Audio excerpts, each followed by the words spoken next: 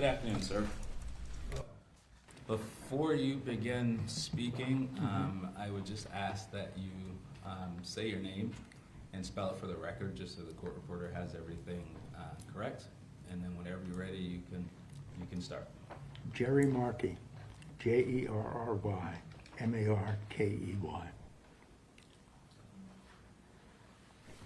I'm Steve's father, and I'm here to give a victim's impact statement, although I have no words to convey the sense of anguish and loss when you find out that your youngest son was executed in Minneapolis by a serial violent predator. I'll give you a little feeling of how this goes. On June 11th, I'm sitting in my 2019. I'm sitting in my living room, reading, sort of easing my way toward bed. I see a squad car come slowly down the street. I wonder what he's doing. It's a little late for him to be selling tickets to the policeman's ball or whatever. They stop in front of my house. They exit the car. They come to the door and knock. I open the door and begin one of the saddest conversations a parent could ever expect to have. They're very short on details. They won't say how or why or whatever. But the bottom line is, your son was killed. Your son was murdered in a violent incident in Minneapolis. And no further details. That's it. They don't have it, or they won't offer them to me. So I'm numb, I'm stunned, I don't know how to feel or what to do, but I have to pick up the phone and call family members and tell them that Steve Markey, they'll never see Steve alive again. That poor Steve, a gentle guy who was parked in northeast Minneapolis watching the railroad cars go by, was attacked and murdered senselessly.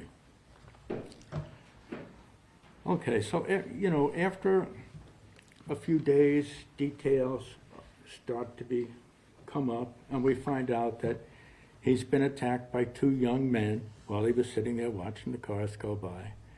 They demanded his car and then shot him because he didn't meet their demands quickly or as efficiently as they might like. They then fled the scene, carjacked another woman's car at gunpoint, robbed a cell phone store, were seen by the police, fled, had a car chase, and were apprehended. Their crime spree did not end with my son's murder. It only began. Okay. It turns out after they murdered Steve, they fled the scene, retrieved a backpack that they had previously hidden, which included a change of clothes in case they didn't want to be recognized, and a new set of guns, another set of guns. I don't understand all the legal terminology, and they say it's without premeditation. Well, they may not know who they were going to kill, but they knew they were going to hurt somebody, and they prepared adequately to escape in case things went wrong. Okay, the first defendant pleads guilty. He's given a sentence of 20-some years, as we think, well, okay, that's appropriate. The second one, Mr. Braveheart, who's 2 weeks short of his 16th birthday, asked to be treated as a juvenile. He's adequately, his defense is adequately supplied per the overseeing of the original Hennepin County Chief Prosecutor, Mary Moriarty. He's defended all the way up to the Supreme Court, where the Supreme Court finds him to be sentenced as an adult, that his crimes dictate and his past and his history and all his actions up to this point dictate that he should stand trial as an adult. Okay, up and down, how do you feel? We're relieved. The Supreme Court acknowledges what we can clearly see. This person's a serial criminal. He's violent. He uses guns. He attacks people, and now he's murdered someone. So, okay, we figure he'll get the same type of sentence as his co-defendant, and we think that's reasonable. Then,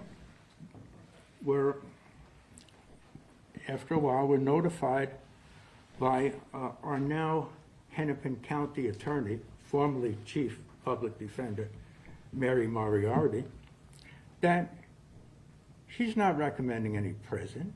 She's not recommending anything like that. She's giving him a slap on the hand and counseling. We're shocked. We can't believe this. The person who cold-bloodedly murdered my son is getting off with probation. And why? Because he's a whole new man. When the Supreme Court said when he attended programming in the past, he escaped. He didn't meaningfully participate. He didn't take part at all. But now that he's been incarcerated and he can't escape, he's decided to give them a little happy talk.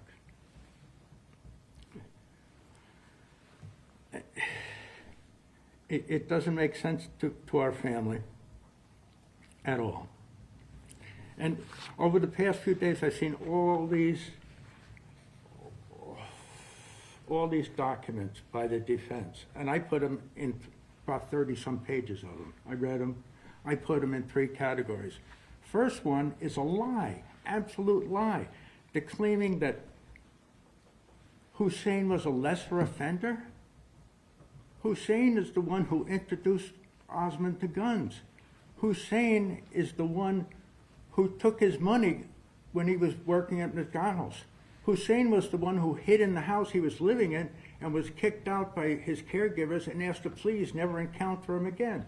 Hussein is the one who hid the backpack. Hussein is the one who engineered this whole thing. Say that Hussein is a lesser offender is an absolute lie.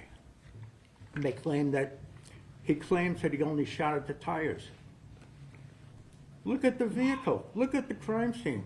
All 4 tires are there. Nobody shot any tires. But in the exact same place where Hussein said he was standing, the left rear behind Osman, there's a bullet hole right through the glass. He didn't shoot any tires, but he did shoot bullets, and they found their mark. And their mark was my son, Steve Markey, never to be heard from again. So